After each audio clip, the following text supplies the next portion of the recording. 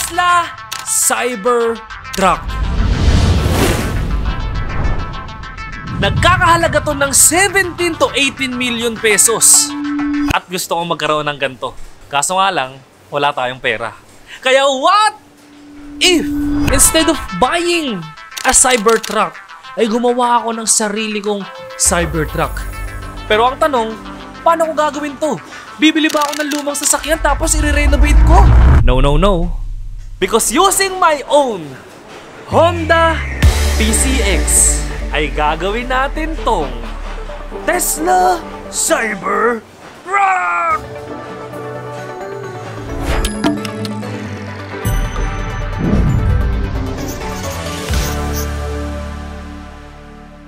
Welcome to Adam Builds. And speaking of doing this, syempre kailangan natin ng plano. At sa plano natin para magawa to ay dadaan tayo sa 4 na phase. Una, ang design. Ang paggawa ng blueprint. Ito ang ating unang hakbang para makita kung ano yung nasa vision ng utak ko. Pangalawa, engineering. Mula sa plano, ano ba talaga yung mga kailangan natin gawin para magawa to? Ano yung mga materyales at ano yung pinaka-structure na gagamitin natin in order for us to make our blueprint into reality? At pangatlo, ang execution. Mula dun sa plano, mula sa mga materyales na meron tayo, gagawin na talaga natin mismo ang Cybertruck. At ang pang-apat, the testing. The ultimate test drive. Ito ang pinakatuktok na kailangan nating maabot dahil kung hindi natin mapapa-under to, wala rin saysay ang ating gagawin. At kung meron tayong 4 na phase, mag-umpisa na tayo sa phase 1. Ang una natin kailangan magawa dito ay madrawing ang PCX. Ang pangalan nga pala ng PCX ko ay si Walter dahil white siya. Comment down below pag nagets mo. Yun, so nagawa na natin yung itsura ng PCX natin. And ngayon, or i-sketch naman natin yung magiging itsura ng magiging pundasyon ng gagawin nating Cybertruck. So ito na, natapos na natin. So basically, ganyan yung itsura niya. At ngayon, dahil tapos na sa blueprint, ay proceed na tayo sa engineering.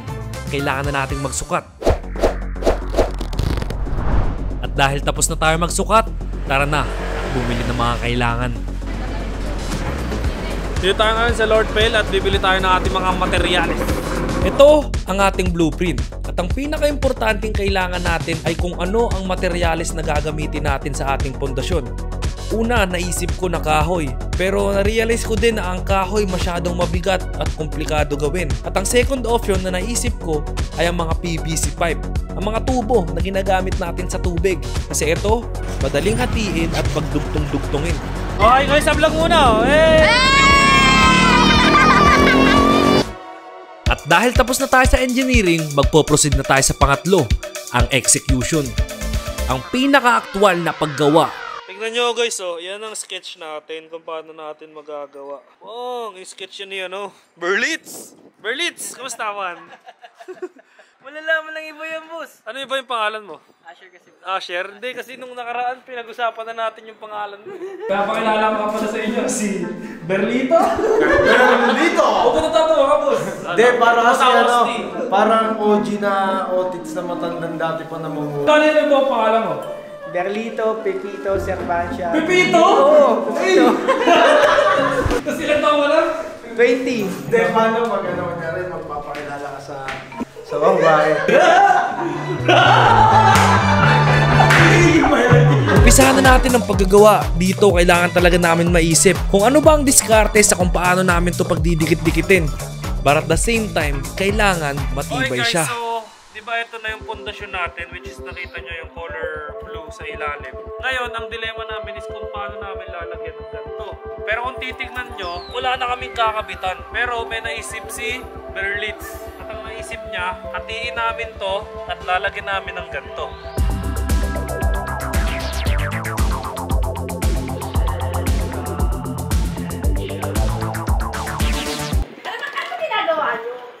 Ano ta? Ano nga yan? Nagagalit ka. Hindi ako nagagalit mo. Gagawin namin yan. Gagawin namin sa sakyan. Ano yun?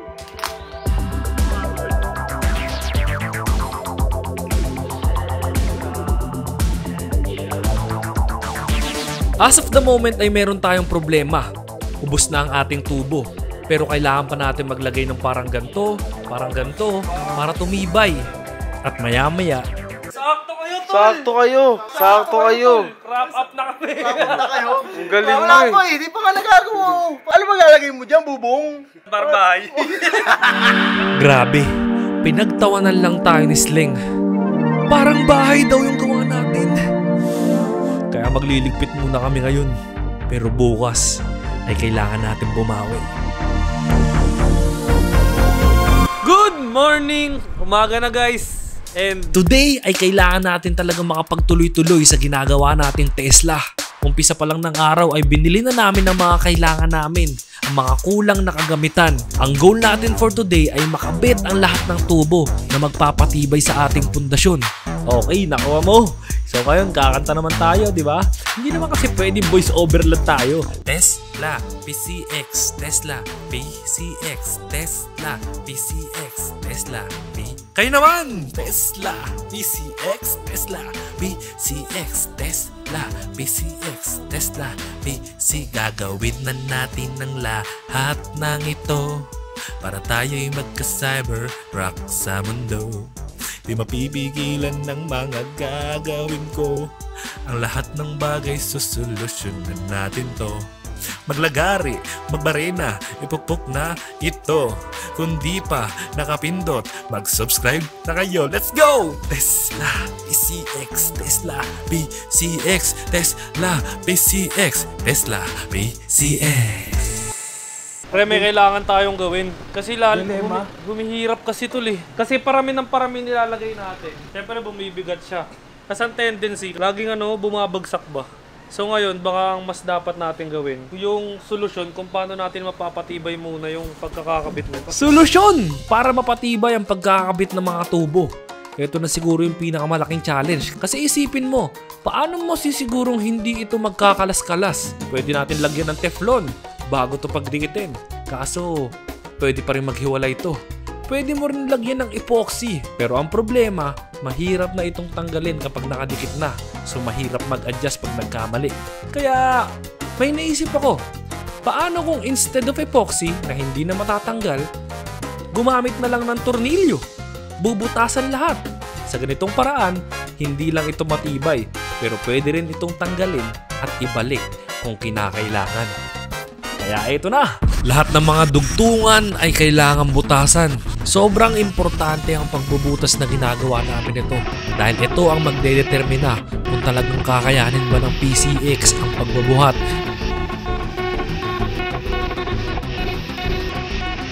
Okay guys, so nabutasan na natin lahat and now it's time para lagyan ng tornilyo ang lahat. At given the fact na kailangan natin itong mapaandar, so ibig sabihin kailangan habang umaandar siya ay walang kakalas at talagang intact ang lahat sa bawat isa. Kaya napaka-importanteng mabutasan natin ng lahat at walang maiwan. Tapos na ata yung skeleton natin. Pag to nabuhat ko ng walang napigtal, ito na yun. Ito na ata yun, tol. Ding, ding, ding, ding, ding. Ngayon, boss, punta ka sa akin. Come to me. And let's see what happens. Pari!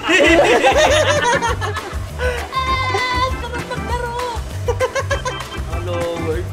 Naka-lower tayo, boss eh. Second try. Nasa bita de mare harder than. Nasa bita de Walang sayad, boss. Guys, ang oras natin ay 11:30. At kailangan ko muna. Ito na yun! Good morning, madlang people! Nandito na ulit tayo at gagawin na ulit natin ang Tesla Cybertruck. Ito na ang ating pangatlong araw sa execution. Akala ko magiging mabilis at madali lang to, pero nahirapan din tayo. Kahapon ay nagawa nating mapatibay ang pundasyon, pero ang pinaka-importante, ano nga ba ang magiging haligi ng ating Tesla Cybertruck? Ang haligi ay ang magsisilbing muka, kaya napaka-importante kung ano ang pipiliin nating materyales para sa haligi. Unang naisip ko ulit, kahoy, mga plywood na maninipis. Kaso pag kahoy, kinakailangan pa namin bumili ng pintura para mapintahan to. Pangalawa, karton. Mabilis lang gupitin, mabilis lang idikit. Kaso nga lang pag umulan, tanggal agad. At meron na namang nasuggest si Berlitz. At ito ang ating magiging solusyon. Kasi pre, meron palang tinatawag na liso. Oo, liso ang tawag dito. Sobrang sakto sa gagawin natin kasi kulay silver na siya at ito pala yung nilalagay pangkaraniwan sa bubong. Kaya nagupit na kami ni Asher at inihanda na rin namin yung mga pampatibay. Pero meron ulit ako nakitang problema. Nagawa natin ang paraan na mabuild ang pundasyon pero hindi pa natin naiisip kung paano ito tuluyang maididikit. At ang naiisip kong tanging solusyon ay magbutas. Pero hindi kasi namin alam kung ano nasa likod nito. Baka may matamaan pa. Ayun oh, matigas oh. Ito na lang naisip ko, para hindi na tayo magbubutas kasi gusto niya butasan to, tornilyohan. Naisip ko, aalambrehan na lang natin para maangat. Parang gaganyanin siya oh. Alambre. Tapos i-hook natin dito. Saan mo i-hook? Hindi Dito. magsisira tayo dito. Ay magkano? Mag-uuka. Okay lang ba sa'yo yun? Uukahan natin to ng tatatapesan natin para lumubog yung alambre. Aray! Ang sakit ng ginagawa ko. Napakasakit na tapyasan mo ang sarili mong motor. Pero para sa pangarap nating Cybertruck Tesla, ibibigay natin ang lahat ng kanyang pangangailangan. So, yeah. Parang ganyan yung... Ito na, boss. Kaabit na ba namin to? Kapit na natin yan, tol. Ito na yun, man. Tingnan mo ito. Tawag sa harap ng kotse. Bumper.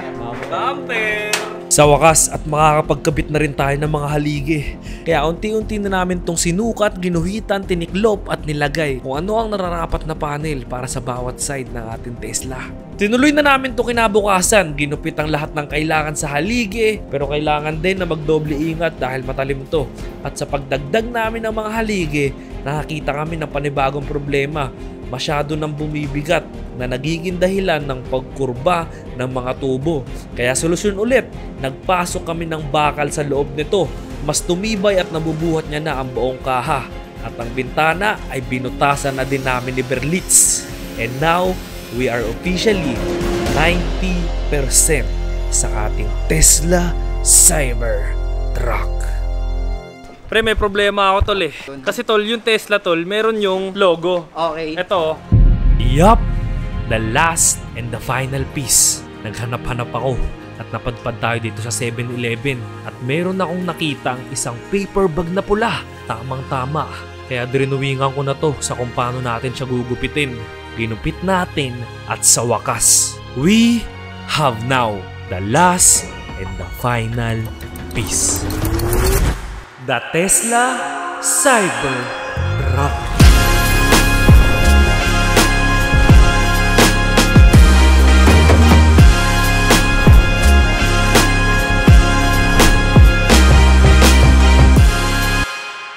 Ito na, masusubukan na natin, pare.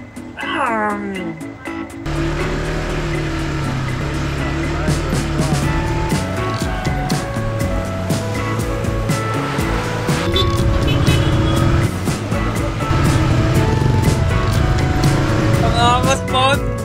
So far, madaling balansin. And ngayon, pupunta tayo sa C4 para matry natin kung gaano ba kabilis, gaano ba kaangis ang ginawa nating Cyberman.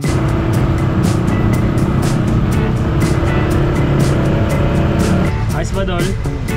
Ano masabi nyo sa natin, Tesla? Ganda. Pwede na yung auction. Okay.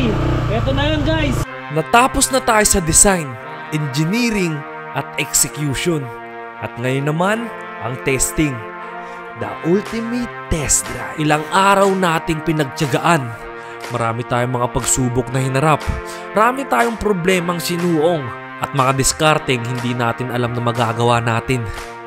At ngayon ay nandito na tayo sa huling yugto. Nasa isang malawak na highway, malaya. At masusubukan na natin ang lakas ng ginawa nating Tesla Cybertruck. Okay. Ito na yun, guys. Ready? In 3, 2, 1, let's go!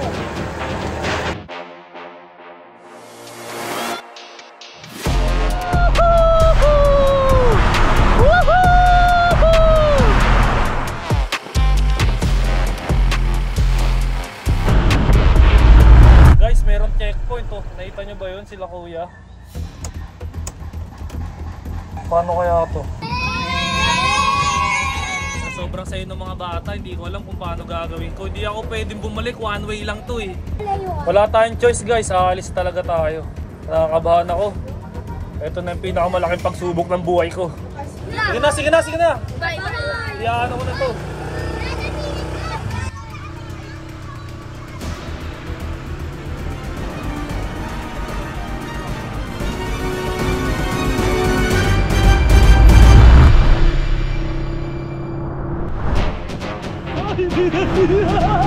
Kinangahan lang ako! Kinabahan ako!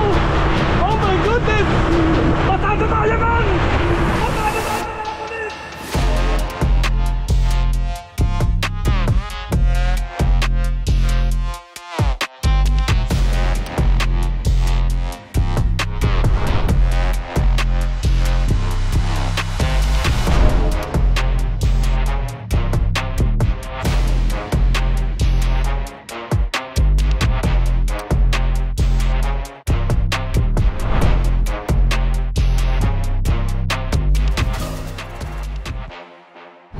Share! Sakay ka dito, Share! Ayan o. Hey! Nandito ngayon si Berlitz, yung tumulong sa atin na gumawa. Nga pala guys, kung hindi nyo kilala si Berlitz, YouTube niya is si Asher Berlitz. Since ano pa lang, nung gumawa pa lang ako ng QR code ng karton, nandun na siya, nakasuporta. Part ka na ng CBD tol. Meron na tayong isang subscriber na naging part talaga ng CBD. Kaya ayun lang. Kaya kung gusto nyo rin maging part ng CBD family, hit the subscribe button dahil malapit na rin tayo mag 2 million. 2 million! Let's go! Kasi tayo man. 2 million! Sabi! Akala mo na sa kotse ka.